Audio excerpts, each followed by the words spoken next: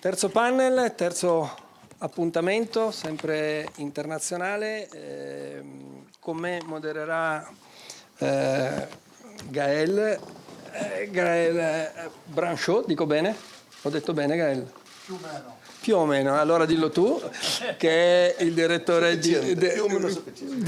di Affari in Italia, Agency Fan Press, che è partner di questo evento ed noi collaboriamo perché noi siamo più piccoli, loro sono grandi, noi di Gea con loro e ci forniscono ogni giorno un contributo molto importante ed è un piacere averlo qui con noi a moderare questo panel. Ci siamo divisi, come si dice in italiano, i pani e i pesci, quindi non ci pesteremo i piedi, almeno noi Italia e Francia andiamo d'accordo, poi magari Meloni e Macron non vanno d'accordo. Noi andiamo d'accordo, anche sullo spritz andiamo d'accordo. Perfetto.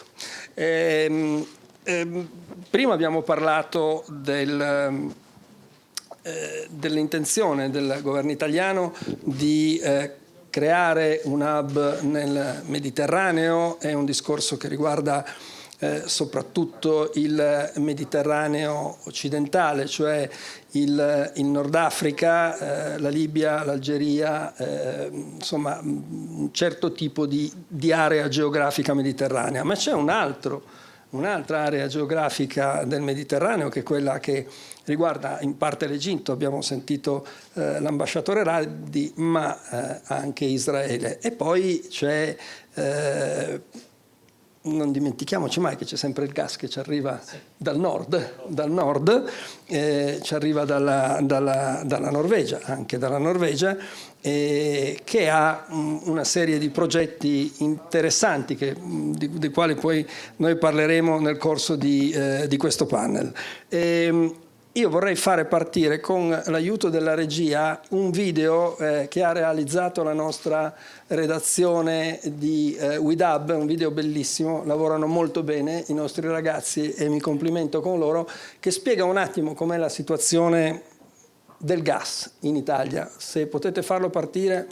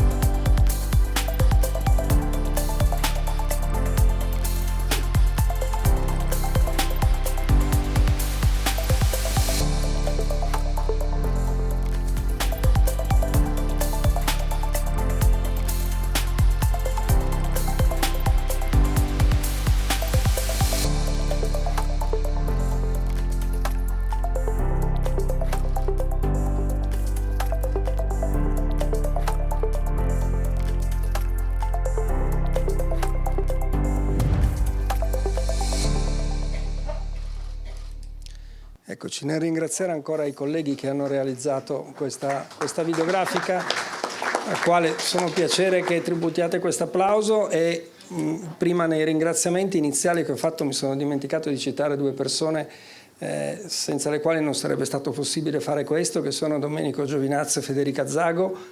Tutto questo è grazie a loro. Chiedo all'ambasciatore Bar, ha visto c'era un tubo verde, gli altri erano rossi, quello era un tubo verde. Il progetto ISMED Poseidon è un progetto ambiziosissimo, è un progetto, ha visto, per la quale anche l'Unione Europea sta spingendo, perché il gas che c'è in Israele è tanto e c'è una necessità di portarlo da Israele verso l'Europa.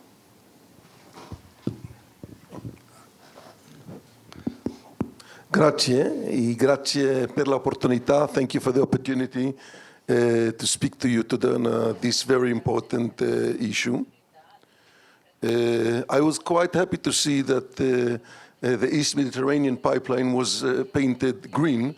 Maybe this is an indication that we hope to see that as also possibly involve the green hydrogen potential of this pipeline.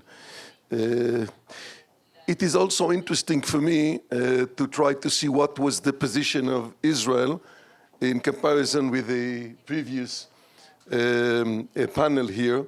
I think it's an indication of the complexity of where to catalogize, how to relate to Israel.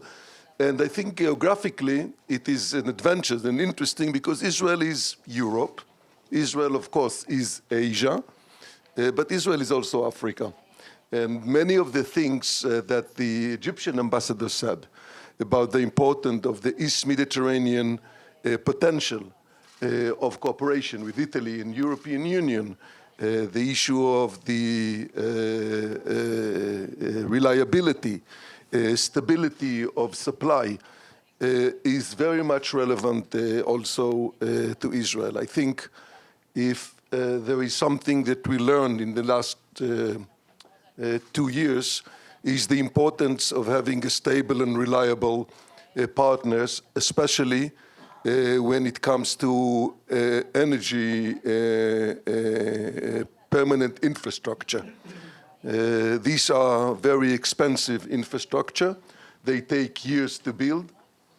And you want to do it with the partners that you know will be a reliable partner also in 5 and 10 and 15 years.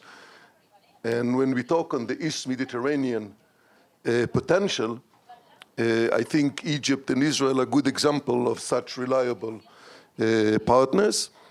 I will speak a lot, of course, on Israel. When I was a young diplomat in the Ministry of Foreign Affairs, I opened every presentation I made that Israel does not have natural resources. We do have innovation, we do have different capacity. Natural resources we don't have. That is no longer true, of course. 20 years ago, more or less, we started discovering the gas potential.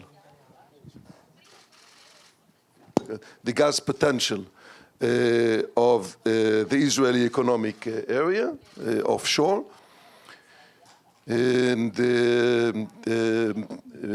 also, we spoke just a little on green hydrogen, but also when we talk about corridors of energy and technology of alternative energy, Israel is an important partner for the development of both regional and international cooperation in the field of all aspects related to the supply of green energy and energy that is a sustainable energy.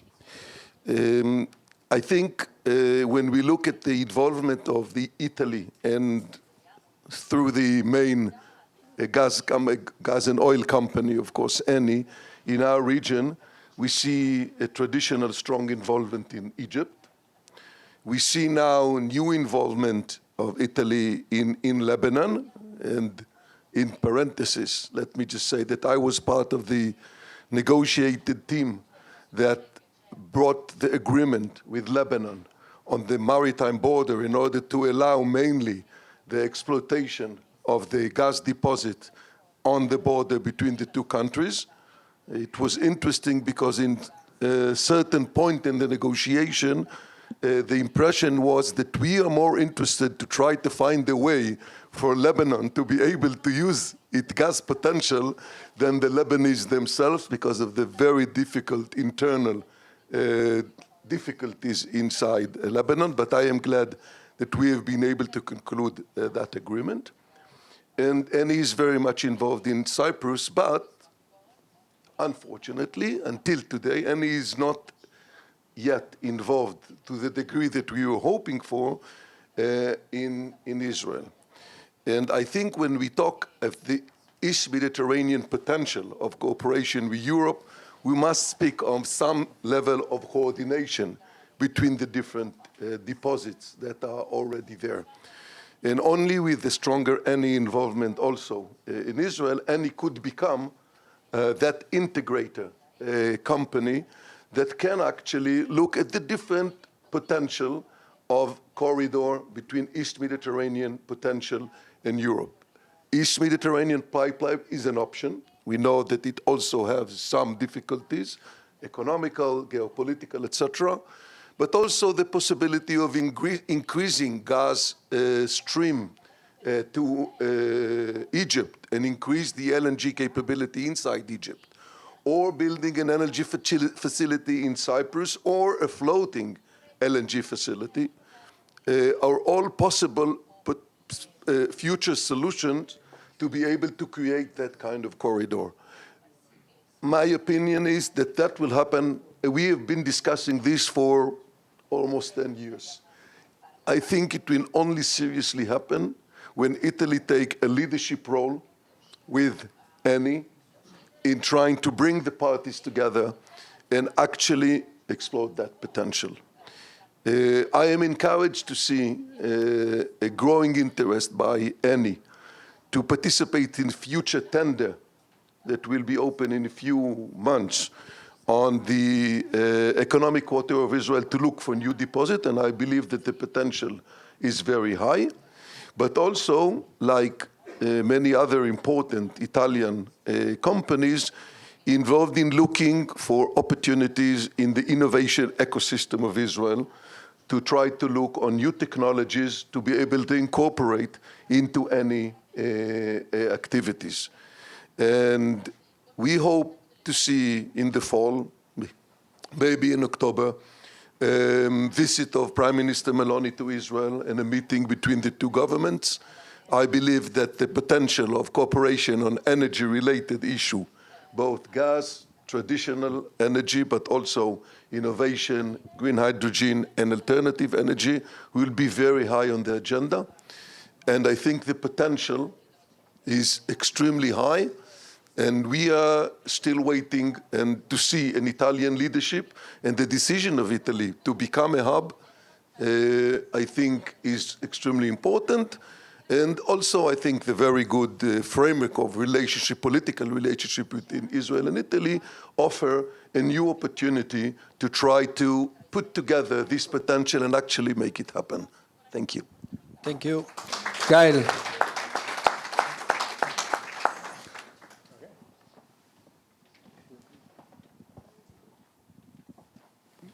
Funziona adesso? Sì? Mi sente? Sì, allora andiamo a nord, non parlo né di Torino né di Milano. Parlavo del TEMP, il cosiddetto TEMP, che è il Trans Europa Naturgas Pipeline. Mi sente bene? Sì, mi sente, ok. Il TEMP permette di importare gas dalla Norvegia, abbiamo visto adesso sì, i numeri, dall'Olanda, e il pipeline corre lungo tutta la Svizzera, rappresenta oggi il 9-12% del gas naturale importato in Italia. Dalla Norvegia l'Italia importa anche un po' petrolio, energia elettrica. Quale sarà il ruolo della Norvegia nell'assicurare il futuro energetico dell'Italia, contribuire un po', e al di là del Mediterraneo? Molto grazie, è molto lieto anche di essere qua, ma penso che anche io voglio parlare in inglese, è più preciso. Okay. Ma grazie. So I'll continue in English. No, thank you for this question. Actually, it's quite difficult to find out exactly how much gas goes from Norway down to to Italy, but the numbers are the same I've got. So, but what I would say here for the contribution, I think the main contribution we can do is to work together on developing the Italian hub in the Mediterranean. Actually, we were very fortunate to have a state visit by President Mattarella just 2 weeks ago, accompanied by Minister Tajani. And I would say the main topic was actually how these two hubs can work together. And we are talking here actually of a very old cooperation, because when Norway discovered oil and gas in the North Sea in the 1960s, Eni was one of the first companies to establish and actually help us develop this resource, together with other important Italian companies like Saipem and Fincantieri. And they were all there during the visit of President Mattarella. And we were speaking about how our two hubs, the Norwegian hub obviously is already very developed. As you may know, Norway is now the biggest contributor of supplier of gas to the European Union, about 30% of the total consumption of the European Union. But we also have very strong interconnections with several of the surrounding neighboring countries. And obviously, Italy has lost less of its own resource, but plays an extremely important strategic role in the Mediterranean. As this nice video showed, Italy is already very well connected and is aiming to getting even more connected. And I can also say that Norwegian companies are working closely with the whole region here on energy issues. Our my Egyptian colleague, the Egyptian ambassador, mentioned that Scatec is a Norwegian company, one of the biggest investors now in Egypt in solar energy. And he also mentioned this plan of having a cable going from Egypt to Italy. I can also mention that Eni and Equinor, Equinor is the biggest Norwegian oil and gas company, is working very closely with Eni in Algeria. But I would also say here that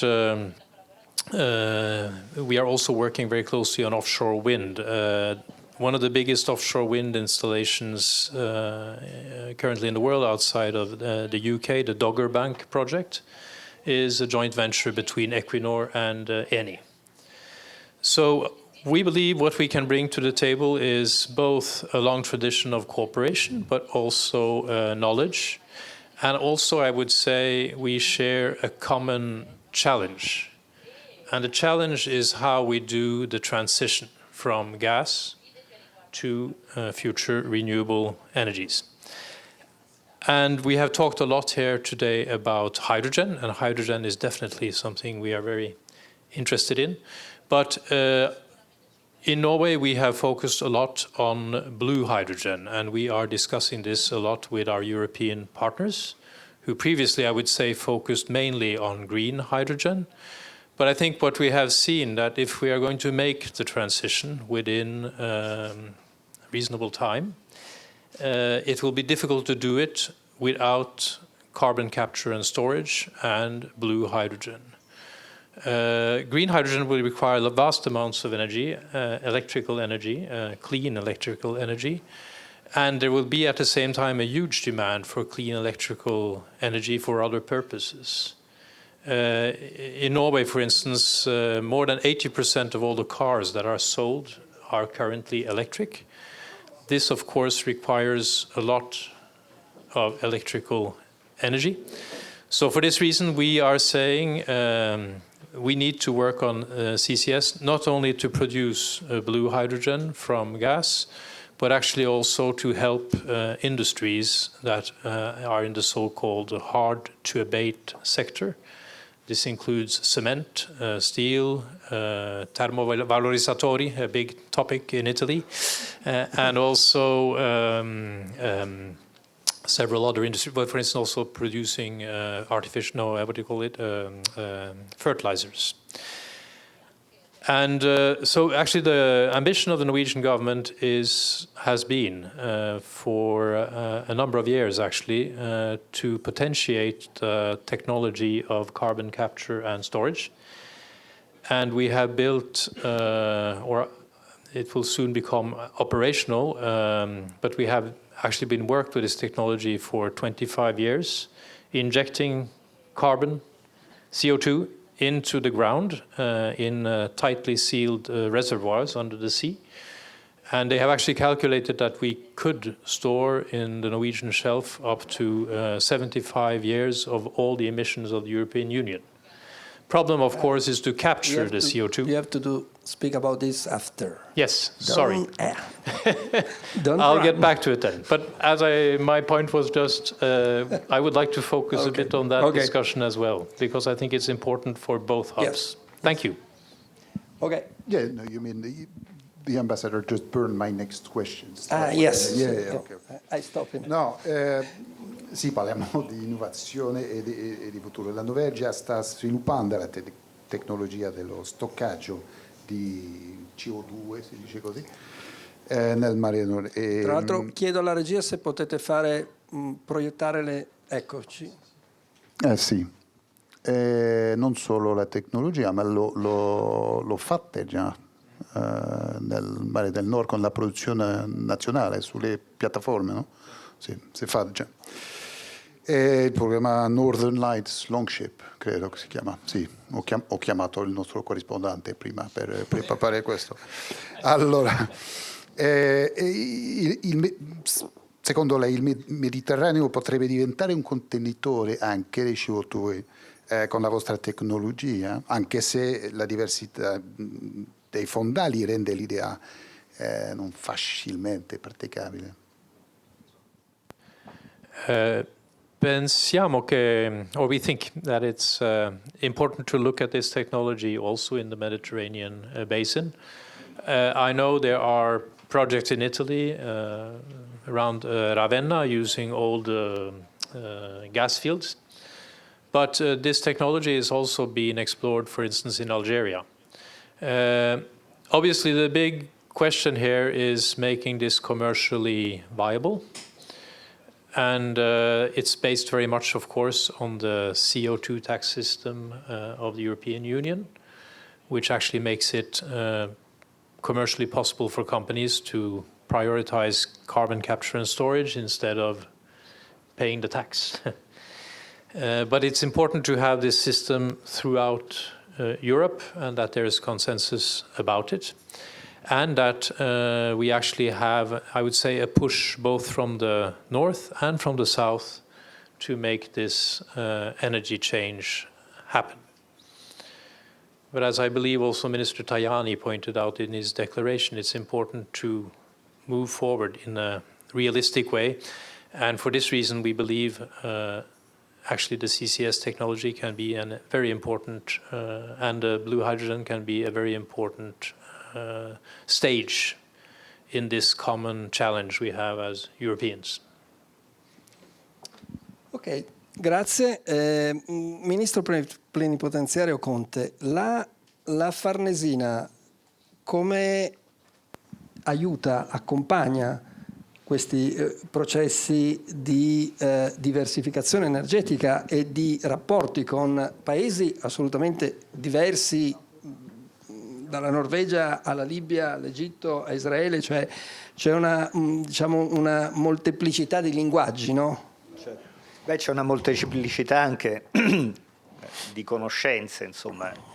Di quelle tecniche noi siamo sprovvisti, insomma, non siamo degli esperti del mercato dell'energia, ci occupiamo di relazioni tra stati, tra governi, e però appunto quello che è emerso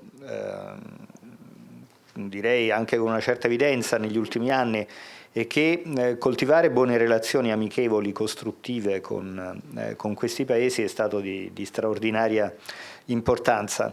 Ed è quindi in questa ottica, diciamo, che l'azione, poi ovviamente abbiamo anche dei colleghi che specificamente guardano all'evoluzione del mercato dell'energia, insomma, e alla sicurezza energetica, che ormai è parte come dire, integrale dell'interesse nazionale, costitutiva direi. E quindi in questi anni, in questi mesi che si sono succeduti all'invasione russa dell'Ucraina, la nostra azione, l'azione del Ministro è stata incessante, l'azione dell'intero governo. Una delle prime visite della Presidente del Consiglio Meloni è stata in Algeria a gennaio di quest'anno, seguita poi da una visita in Libia, nel corso della quale i vostri dati si riferivano al 2022. L'ENI e l'ente corrispondente libico, la NOC, si sono messi d'accordo per espandere la produzione di gas. Aggiungiamo anche che il potenziale di gas disponibile in Libia è ancora largamente sottoutilizzato a causa delle incertezze della transizione in corso. Apro una parentesi, di conseguenza siamo diventati tutti, nostro malgrado, un po' più esperti di energia, di approvvigionamento di gas in particolare, ma anche di idrogeno, di quanto lo fossimo prima, insomma. Però ecco, appunto, è un lavoro di squadra in cui diciamo, l'interesse di fondo, che è sempre stato un po' al centro della politica estera italiana, rispetto al quale noi cerchiamo di definire poi le modalità più idonee per il conseguimento di questi obiettivi, è quello di un ambiente, quello del Mediterraneo, di collaborazione fra Stati, un ambiente collaborativo il più possibile, e se possibile anche attraverso relazioni non solo bilaterali ma anche più ampie, plurilaterali o addirittura multilaterali. E per questo mi fa molto piacere che l'ambasciatore Bar abbia rievocato il precedente dell'accordo per la delimitazione delle frontiere marittime tra Israele e Libano, che sono due paesi, come sapete, che sono ancora tecnicamente in guerra, ma che appunto sono riusciti a mettere accanto da parte certe loro divergenze anche profonde per realizzare, per conseguire un obiettivo comune, e appunto Eni è parte di questi progetti che poi uno dice di sfruttamento delle risorse, ma come ha detto il ministro Tajani nel suo messaggio, non è lo sfruttamento nel senso letterale, è la gestione delle risorse in una maniera che possa recare beneficio innanzitutto alle popolazioni direttamente interessate, e il Libano ne ha molto bisogno. Poi appunto c'è un dinamismo che caratterizza la regione della quale non parliamo perché oggi ci concentriamo sul Mediterraneo, ma insomma tutta la regione che è un po' più ad est, che è imperniata sull'Arabia Saudita, sugli Emirati, il Qatar, insomma, che è una regione.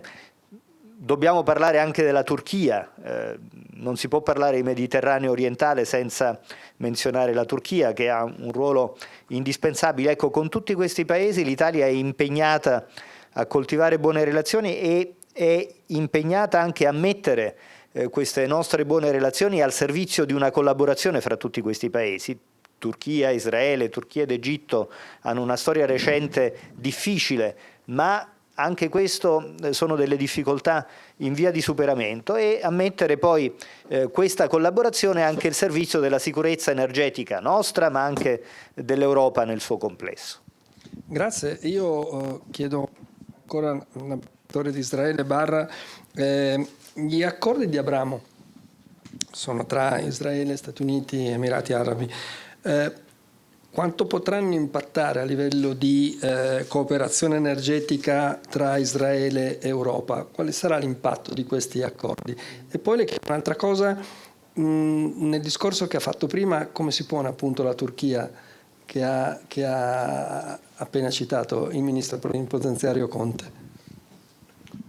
Thank you for this question, and I do want to say that Ambassador Conte, how important it is that you mentioned Turkey and the relationship that Italy has with this country.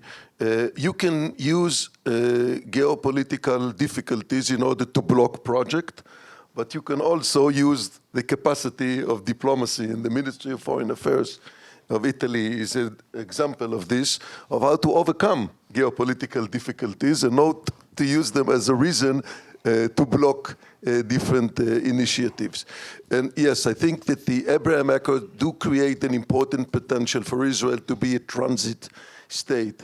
And it's the first time that we also look at the possibility of bringing energy, not only Israel was in a way perceived literally as a sort of an island in the East Mediterranean, connected only to the European side, both culturally, commercially, and of course with energy potential.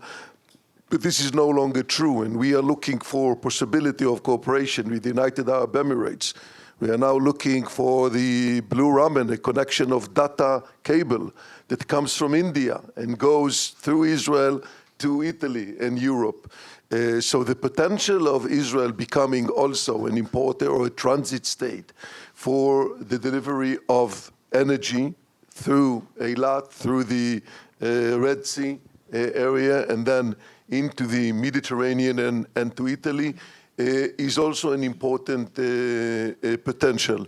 In a way, when there was some few months ago, there was a publication of the possibility of bringing energy to both to Egypt and then Israel, and creating gas connection with Saudi Arabia and the United Arab Emirates and the Arab world.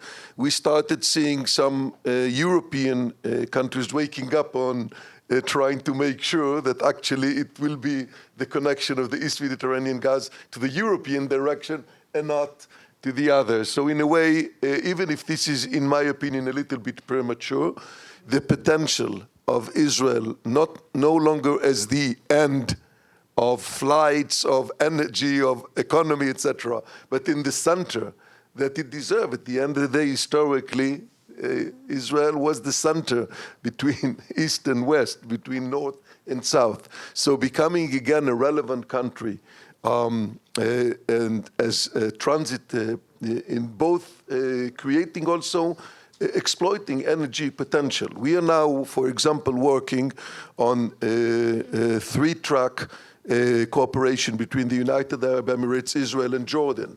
They create in Jordan an important solar field in order to supply energy to Israel, and in the Jordanian side between Jordan and Jerusalem, the distances are very short.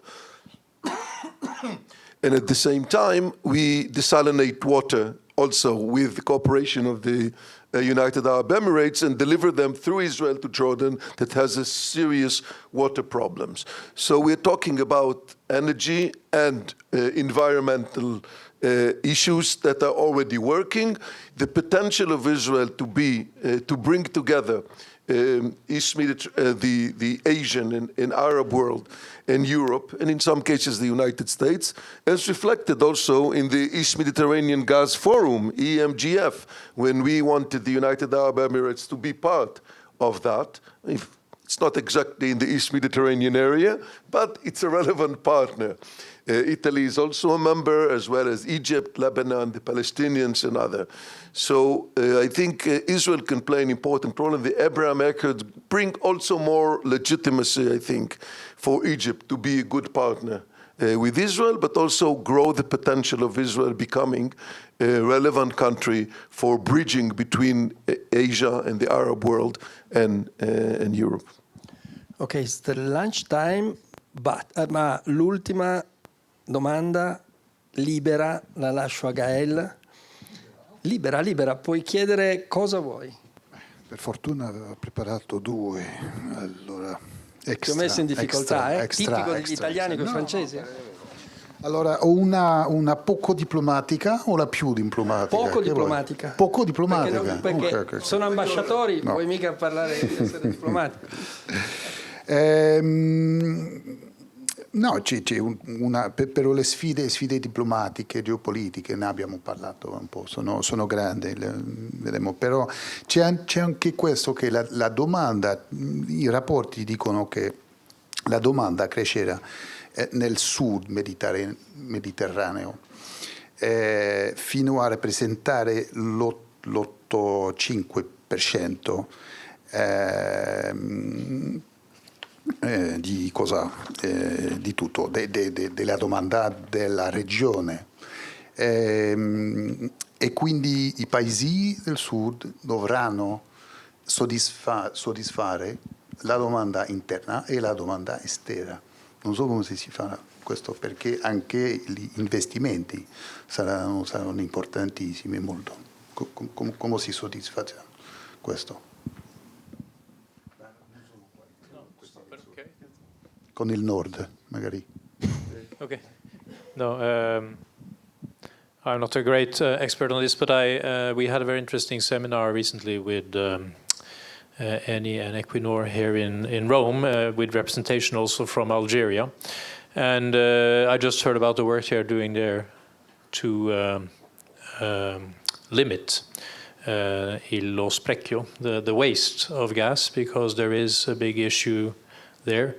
A lot of problems to be solved in that area, and that would also have a great climate benefit. So there are initiatives to try to solve the problem, but obviously also there needs to be more production and more production of renewable resources.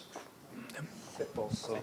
No, perché questa domanda mi permette proprio di confermare quello che dicevo prima quando parlavo dello spirito del piano Mattei, perché non è un flusso in una sola direzione, cioè la risorsa dal produttore al consumatore, ma è anche il produttore che ha bisogno appunto della tecnologia e del know-how che le nostre aziende possono mettere a disposizione per evitare gli sprechi. In Algeria o anche in Iraq c'è questo fenomeno che si chiama flaring, che è molto diffuso purtroppo, e per investire appunto nel stoccaggio dell'anidride carbonica, nelle rinnovabili. Non se n'è parlato perché poi di solito quando si fanno questi accordi ci si concentra sul gas e sui suoi volumi, ma con l'Algeria è stato concluso anche un accordo per lo sviluppo delle rinnovabili, che appunto in Algeria sono poco sviluppate, in Marocco di più, ma insomma c'è molto potenziale. Ecco, questo per dire che l'obiettivo è quello di soddisfare la domanda interna e poi il fabbisogno dei paesi in cui queste risorse vengono esportate, come si diceva, a beneficio di entrambi. Perfetto. Io direi che è veramente la possibilità di andare a mangiare. Io ringrazio l'ambasciatore Bar di Israele, ringrazio l'ambasciatore Vibe della Norvegia, ringrazio il ministro plenipotenziario Alfredo Conte della Farnesina, ringrazio il mio amico Gaël Brancherot di AFP e buon appetito. Ci vediamo dopo.